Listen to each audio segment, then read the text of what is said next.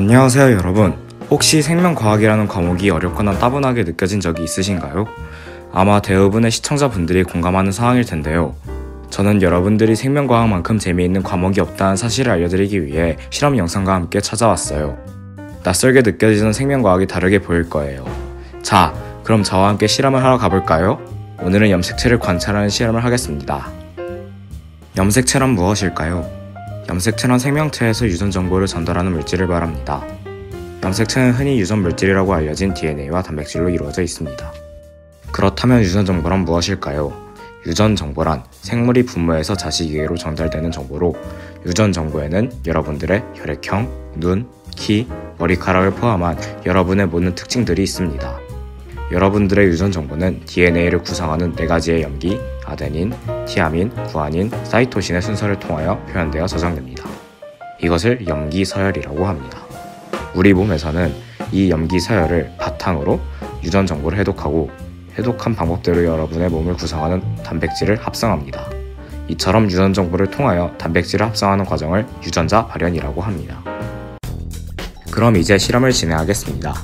오늘 저는 초파리 애벌레의 침샘에 있는 염색체를 탐구할 것입니다. 실험을 진행하기에 앞서 오늘 실험에서 사용할 약품을 소개해드리겠습니다.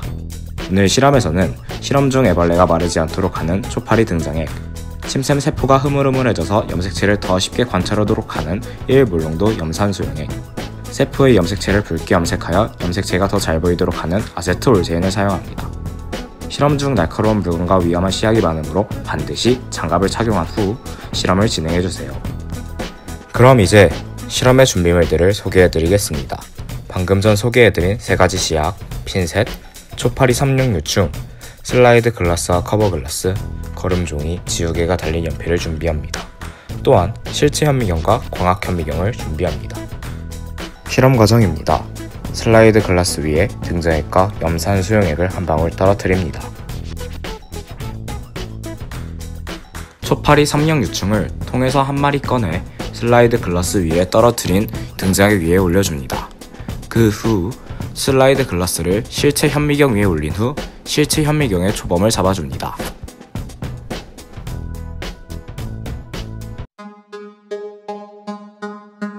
실체 현미경으로 관찰하며 초파리 유충을 해부합니다.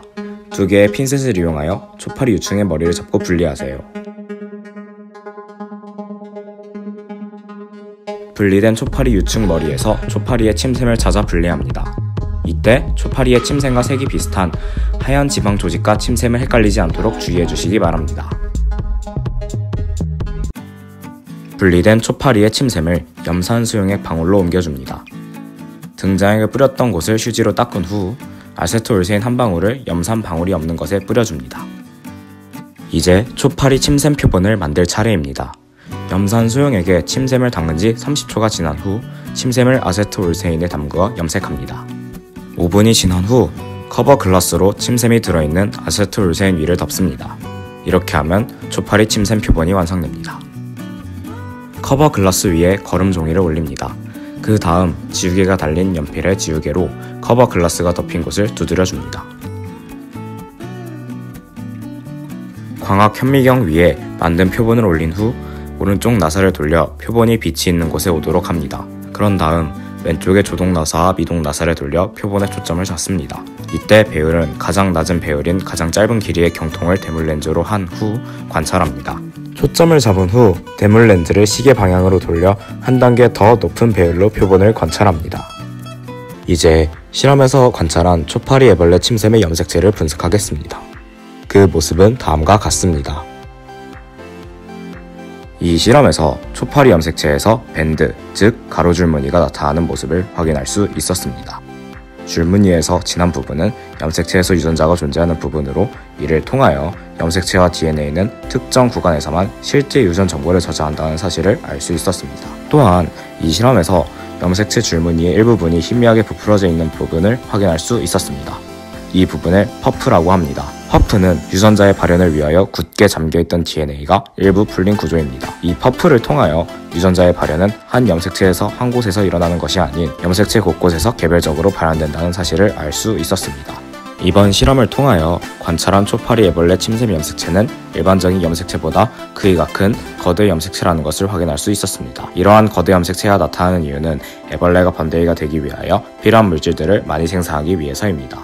해당 물질들의 생산을 위해서는 염색체는 세포 분열을 위해 복제되지만 분열기는 갖지 않아 그대로 거대한 염색체를 만드는 것입니다.